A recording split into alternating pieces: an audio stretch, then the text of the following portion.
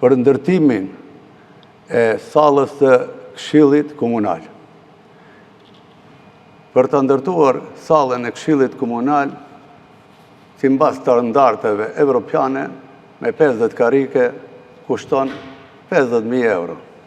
Ato e kam hapur të nderin dhe këtu e kam provën, e kam dokumentin, ka kushtuar 750.000 euro.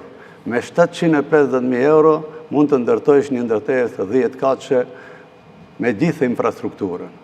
Ky është kriminaliteti më i madh në historinë e vendit tonë që e ka botur Taravari. Edhe për këtë do të përgjigjet. Po thonin që një zyrë me karrige për këshilltarët ka kushtuar, sa tha, 600.000 euro, ndërsa është dashur të kushtojë 750.000 euro, një karike vjen 15.000 euro. Këtë duhet ta vlerësoj gjykata se ka ashtu karike 15.000 euro në botë. Në Evropë, unë kam qenë në Strasburg, kam qenë në vende të ndryshme të shtetet të Evropës, një karike kushton 100 euro. Ma e shtrenjtë është 200 euro.